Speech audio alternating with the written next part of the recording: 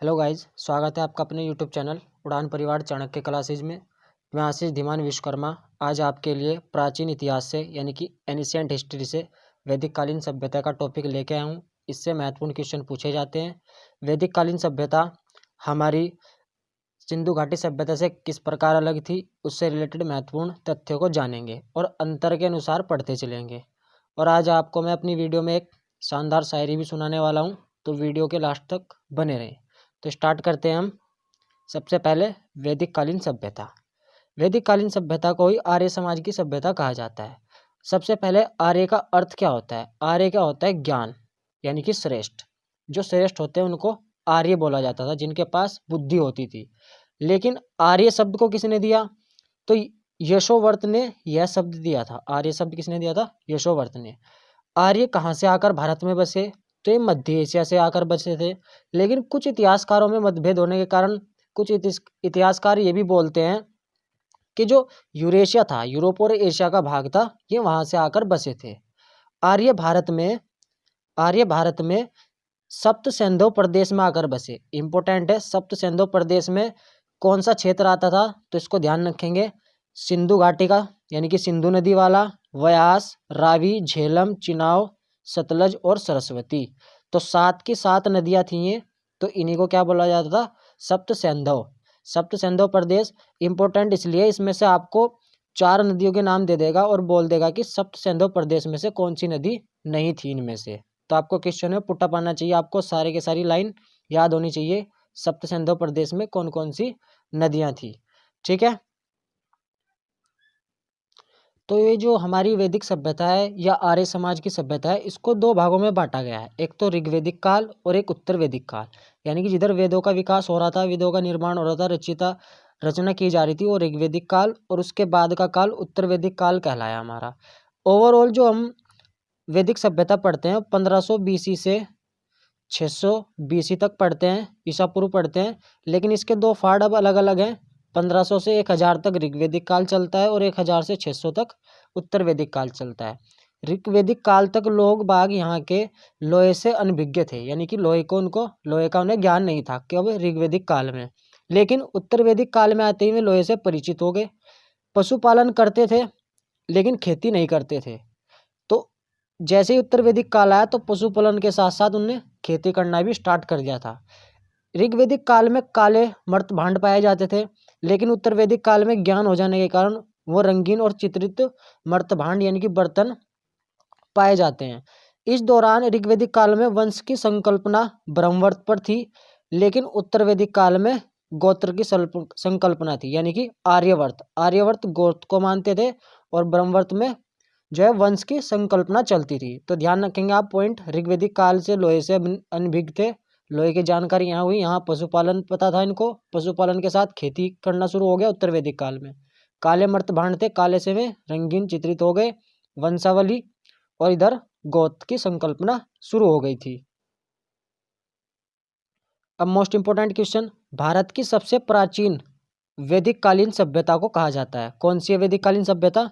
वो है हमारी आर्य सभ्यता, सबसे प्राचीन भारत की कह रहा है। यदि एशिया की बात करें, सबसे पुरानी सभ्यता सिंधु घाटी सभ्यता है। तो इंपॉर्टेंट है, दोनों में अंतर डिफरेंस समझ में होना चाहिए। एशिया की पूछेगा, अब एशिया में पाकिस्तान का इलाका भी आता है सिंधु घाटी सभ्यता में।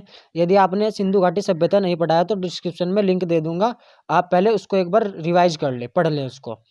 और भारत की पूछेगा तो भारत में केवल वैदिक कालीन सभ्यता थी, क्योंकि मध्य एशिया से या यूरेशिया से आकर ये भारत में बसे थे, सप्त सिंधु प्रदेश में। तो इसलिए भारत की सबसे प्राचीन सभ्यता वैदिक कालीन सभ्यता या आर्य समाज की सभ्यता है, ठीक है। तो वैदिक सभ्यता से संबंधित महत्वपूर्ण तथ्य और देख लेते हैं हम। देखो, जो सिंधु घाटी सभ्यता थी हमारी, वो नगरीय थी, यानी कि लोग बाग नगर बनाकर रहते थे, जैसे नगर पालिका हो गई। जबकि वैदिक सभ्यता कैसी थी? ग्रामीण, गांव में रहने वाली थी। तो वेद गांव में ही लिखे जा रहे थे, यानी कि वैदिक लोग लिखते थे भाई, ग्रामीण थी। वैदिक सभ्यता के साक्ष्य वेदों से प्राप्त होते हैं, इसलिए ग्रामीण व्यवस्था भी वहीं से मिली है हमें।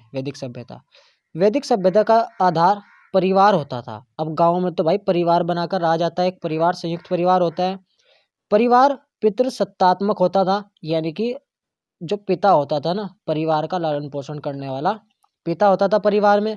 जबकि सिंधु घाटी सभ्यता में परिवार मात्र सत्तात्मक होता है। देखो सिंधु घाटी सभ्यता नगर पालिका में जो बड़े बड़े शहर हैं आपके, उन नगर पालिकाओं में क्या होता है, जो माता होती है ना, ज़्यादातर जो हाउस वाइफ होती है वही उसी की सत्ता चलती है। आप इसको ऐसे भी रिलेट कर लेते हैं ज़्यादातर केस में, तो इसको आप माइंड नहीं करेंगे, केवल रिलेट कर सकते हैं। गाँव में आज भी पिता का ज़्यादा ही दबदबा होता है। ठीक है, उसके बाद बात करते हैं हम नेक्स्ट, जो हमारा वैदिक काल में कृषि योग्य भूमि को, वैदिक काल में कृषि योग्य भूमि को क्या बोला जाता है, उर्वरा। देखो वैदिक काल ग्रामीण है, और ग्रामीण में, ग्रामीण क्षेत्र में जो भूमि होती है उर्वरक होती है, यानी उर्वरा, ज़्यादा शक्ति होती है उसमें उत्पादन करने की। आर्यों का प्रमुख व्यवसाय कृषि और पशुपालन था। ठीक है ना, आर्यों का प्रमुख व्यवसाय क्या था, कृषि और पशुपालन। ऋग्वेद की सबसे पवित्र नदी, ये इंपॉर्टेंट है, सरस्वती। कौन सी थी भाई, सरस्वती नदी थी, मोस्ट इंपॉर्टेंट, ध्यान रखेंगे, ऋग्वेद की सबसे पवित्र नदी। ठीक है, वेदों के संकलनकर्ता, यानी कि जो हमारे वेद लिखे गए हैं 4 वेद, उनके संकलनकर्ता कौन थे, महर्षि कृष्ण द्वैपायन वेद व्यास। तो आप वेद व्यास से भी ध्यान रख सकते हो, लेकिन इनको लिखा अलग अलग गया है। लिखा किसने है, देखो पहला वेद ऋग्वेद है, ऋग्वेद के रचयिता कौन है, धन्वंतरी। तो ऋग्वेद ही सबसे पहला है, तो सबसे ज्यादा धन इसी में लगा था, धन्वंतरी। यजुर्वेद के रचयिता विश्वामित्र, सामवेद के रचयिता भरत मुनि, और अथर्ववेद के रचयिता विश्वकर्मा भगवान जी थे। तो आपको चारों पॉइंट ध्यान होने चाहिए, ऋग्वेद धन्वंतरी, यजुर्वेद विश्वामित्र, सामवेद भरत मुनि, और अथर्ववेद विश्वकर्मा। देखो सामवेद में संगीत का है, तो संगीत से लिख सकते हैं, ऋषि मुनि संगीत गायन भी करते थे पुराने समय में। अथर्ववेद सबसे ज्यादा अर्थ, विश्वकर्मा अर्थ किसका होता है भाई, कर्म करने का, सबसे बड़ा अर्थ यही है कि कर्म करना चाहिए विश्व में आपको। ठीक है, उसके बाद नेक्स्ट बात करते हैं, वैदिक सभ्यता के लोग सर्वप्रथम योग की खेती करते थे। अब योग किसके लिए प्रयुक्त हुआ है, जौ के लिए। किसके लिए, योग किसे बोला जाता था, जौ को। वेद विद धातु से मिलकर बना है, जिसका अर्थ होता है ज्ञान। तो वेद का भी अर्थ पता लग गया आपको कि वेद का अर्थ क्या होता है, ज्ञान, और आर्य का भी श्रेष्ठ और ज्ञानी व्यक्ति होता है। ऋग्वेद में गंगा शब्द 105 बार आया है, 105 बार, और अग्नि 200 बार उल्लेख किया गया है। ठीक है, नेक्स्ट मोस्ट इंपोर्टेंट की बात करें यदि हम, ऋग्वेद में, ऋग्वेद से क्या लिया गया है, अस्तो माँ सदगयम ज्योतिमा सदगयम, ये वाक्य कहाँ से लिया गया है, ऋग्वेद से लिया गया है, जो सबसे प्राचीन ऋग्वेद है। ऋग्वेद में इंद्र की स्तुति सबसे ज्यादा बार की गई है, किसमें, ऋग्वेद में। ठीक है, नेक्स्ट, ऋग्वेद में इंद्र को पुरंदर कहा गया है। पुरंदर का अर्थ होता है दुर्ग तोड़ने वाला, तो इंद्र पुरंदर। ठीक है, आर्य का एक अर्थ और समझ सकते हो, उत्तम भी होता है, उत्तम का अर्थ होता है उच्च कुल में जन्म लेने वाला, तो आर्य को पहले उच्च कुल में ज्यादा श्रेष्ठ माना गया है, तो आप इसको भी ध्यान रख सकते हो। आर्यों के ऊपर पुस्तक लिखी जो गई है वो मनुस्मृति है, सबसे प्राचीन स्मृति मानी जाती है मनुस्मृति, जो महर्षि मनु द्वारा लिखी गई थी। अब आर्य में कौन कौन आते थे, देखो 4 वर्ण व्यवस्था चली थी, ब्राह्मण क्षत्रिय वैश्य शूद्र। जो ब्राह्मण और क्षत्रिय होते थे वो आर्य के अंतर्गत आते थे, जबकि अनार्य किसे बोला जाता है, वैश्य और शूद्र को। ठीक है, अब वैदिक कालीन यानी कि वैदिक सभ्यता हड़प्पा सभ्यता से किस प्रकार अलग थी, तो थोड़ा सा इसके बारे में जान लेते हैं। देखो इस साइड वैदिक सभ्यता है, इस साइड हड़प्पा सभ्यता। तो वैदिक, वेद ग्राम में लिखे ग्रामीण, और ये शहरी। बांस और घास के आवास निर्माण करते थे। भाई जो गांव में रह रहा है वो बांस बनाएगा और घास, ये 2 चीज होती थी पहले। अब जब नगर में रह रहा है, नगर पालिका है, तो वहां पक्की ईंटों के घर बनेंगे। घोड़े का ज्ञान था, घोड़े घास चरते थे भाई। हड़प्पा के लोग घोड़े से अनभिज्ञ थे, बिना क्या पता घोड़ा क्या होता है भाई, जो शहर में रहते हैं ज्यादातर। ध्यान दे, 4th पॉइंट, आर्य देवताओं की प्रधानता देते थे, यानी कि आर्य किसे, देवताओं को, तो देवों के ज्यादा धीन थे, और देवी की प्रधानता देते थे, यानी कि जो शहरी थे, इसका उल्टा मान सकते हैं भाई, जब यहाँ देवों को प्रधानता दी जा रही है तो देवी को प्रधानता दे रहे थे। ये राजतंत्रात्मक था, यानी कि पिता होता था तो वही राज करता था, उसके बाद पुत्र, और इधर गणतंत्रात्मक, कोई भी चुना जा सकता था। युद्ध के साक्ष्य मिलते हैं। अब गांव है, ग्रामीण में रह रहे हो तो युद्ध तो होना ही होना है भाई, कभी भी युद्ध हो जाता था गाँव में। ठाट बाट अपनी, सबको इच्छा पूरी होती थी कि अपनी ठाट बाट बनी रहे, जबकि इन्हें युद्ध का ज्ञान नहीं था, क्योंकि यहाँ तो वैसे ही लोग एकांकी रहते हैं शहरों में, उन्हें किसी से कोई मतलब ही नहीं है, तो युद्ध कहाँ से कर लेंगे वो। परिवार पितृसत्तात्मक, इधर माता। संयुक्त परिवार होता था, इधर एकल परिवार, रहते ही अलग अलग एक एक जने रहते हैं। जबकि अर्थव्यवस्था कृषि आधारित थी, गाँव में होती है कृषि, मेन कृषि है, अर्थव्यवस्था उद्योग, अब शहर के लोग तो उद्योग करेंगे ना, ठीक है ना, बिजनेस करेंगे। पूजा पद्धति योग आधारित थी, यहाँ पर योग के द्वारा पूजा पाठ किया जाता था, ठीक है। और पूजा पद्धति मूर्ति पर आधारित थी, तो इधर मूर्ति चल रही थी पूजा पाठ में और इधर योग चलता था। वैदिक काल का पवित्र पशु गाय, गाय को माना गया है, अधन्या बोला गया है, यानी कि गाय को मारना जो है ऋग्वेद में पाप बताया गया है, उसके लिए मृत्युदंड का प्रावधान किया गया है। जबकि वर्ण व्यवस्था नहीं पाई जाती, शहरों में वर्ण व्यवस्था से कोई मतलब नहीं है, सब आस पड़ोस में कोई कैसा भी रह सकता है, ठीक है। वर्ण व्यवस्था पाई जाती थी। पशु मांस प्रिय होता था, अभी ना पशु का मांस तो प्रिय था, इधर मछलियों का मांस प्रिय था, इन्हें मछली चाहिए होती थी नगर पालिका वालों को। इधर इंद्र की पूजा होती थी, इधर मातृ देवी की, तो ये माता की पूजा करते थे, इंद्र की पूजा करते थे। तो आपको इतनी डिफरेंस समझ में आ गए होंगे। जैसे कि वर्ण व्यवस्था बता चुका हूँ मैं आपको। अब ब्राह्मण की उत्पत्ति मुख से मानी जाती है, क्षत्रिय यानी कि जो है रक्षा करना काम करते हैं, भुजा बाहुबली टाइप के होते थे, वैश्य जांघों से इनकी उत्पत्ति मानी जाती है, और शूद्र की पैरों से। तो ये अनुष्ठान का काम करते थे पूजा पाठ का, ये शासन चलाना सुरक्षा करना, और ये कृषि व्यापार का कार्य वैश्य करते थे, और शूद्र क्या होते थे, सेवा का भाव करते थे, ठीक है। फिर नेक्स्ट बात करते हैं हम वैदिक कालीन सभ्यता से संबंधित क्षेत्र। क्षेत्र कौन से थे? हस्तिनापुर कहाँ पड़ता है आपका? मेरठ उत्तर प्रदेश में है।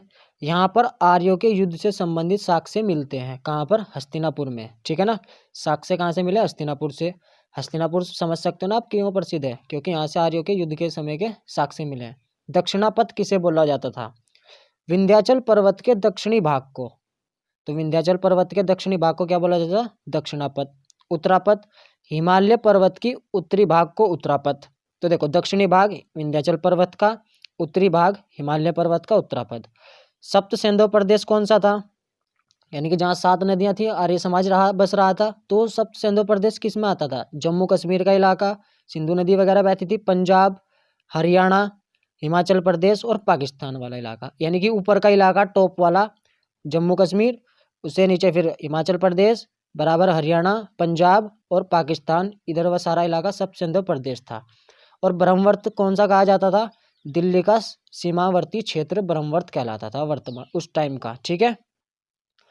और ब्रह्म ऋषि किसे बोला जाता? गंगा यमुना का दोआब क्षेत्र, यानी कि जो नीचे का क्षेत्र होता था गंगा यमुना वाला, उसे ब्रह्म ऋषि बोला जाता था। आर्यवर्त किसे बोलते थे? भारत का भी नाम प्राचीन आर्यवर्त रहा है ना। सप्त सिंधु प्रदेश पूरा का पूरा इलाका, ये ब्रह्मवर्त दिल्ली का समीपवर्ती क्षेत्र, और ब्रह्म ऋषि से मिलकर यानी कि गंगा यमुना का दोआब क्षेत्र आर्यवर्त कहलाता था। यानी कि सारा इलाका मिलकर आर्यवर्त कहलाता था, ठीक है। और यदि साक्ष्य की बात करें, प्रमुख साक्ष्य जो आपको याद रखना है, हस्तिनापुर से सती प्रथा का साक्ष्य प्राप्त हुआ है। सती प्रथा का मतलब जब पत्नी के साथ सरयू, पति की मृत्यु के बाद पत्नी को भी चिता पर लेटा दिया जाता था या उसको जला दिया जाता था, तो उसको क्या बोलते थे? सती प्रथा, सती हो जाना उसके साथ ही अपने पति के, ठीक है। अब कुछ महत्वपूर्ण और तथ्य देख लेते हैं। आर्यों का प्रमुख पेय पदार्थ क्या था भाई?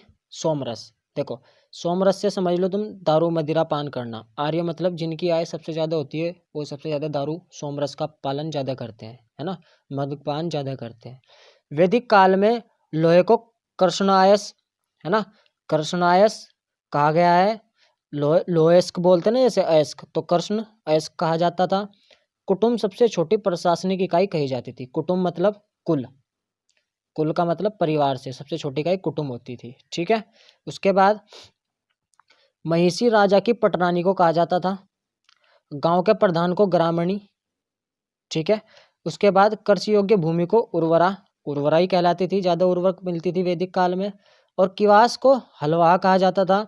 और बढ़ई होते थे जो कारपेंटर होते थे वो तक्षण कहलाते थे। गोप्ता यानी कि गोप्ता क्या होते थे? राजा को कहा जाता था गोप्ता, ठीक है, राजा को क्या बोला जाता था? गोप्ता। और जो गोमत होते थे, गोमत मतलब जिनके पास वैदिक काल में गायें सबसे ज़्यादा होती थी ना, गौ, तो वो सबसे ज़्यादा धनी व्यक्ति कहा जाता था, ठीक है। और गोधुल, गोधुली समय को कहा जाता था। किसे? समय को, गोधुली। और आप ध्यान दे सकते हैं अगला नेक्स्ट, गोहन अतिथि को कहा जाता था, है ना, गेस्ट को क्या बोला जाता है? गोहन। गोबर की खाद को करीज बोला जाता था। नाई क्या कहलाते थे हमारे? वाप्ती। क्या कहलाते थे? वाप्ती। तो वह मैं आपको सुनाता हूँ अपनी लिखी हुई शायरी। तो कहते हैं कि हालातों से भी आजकल जज्बात मर जाते हैं, हालातों से भी आजकल जज्बात मर जाते हैं। अब उसे चाहकर भी हम क्या कह दें, अब उसे चाहकर भी हम क्या कह दें, क्योंकि आजकल लोग जिंदा भी मर जाते हैं, क्योंकि आजकल लोग जिंदा भी मर जाते हैं। यदि आपको आज की वीडियो अच्छी लगी तो प्लीज़ लाइक कर दें और कमेंट करके बताएं हमें कि आपको हमारी शायरी भी आज कैसी लगी। तो प्लीज़ वीडियो को साइड करें और अपने दोस्तों को चैनल को सब्सक्राइब करने के लिए बोलें। आज के लिए इतना ही, फिर मिलेंगे नेक्स्ट वीडियो में। तब तक के लिए जय हिंद साथियों।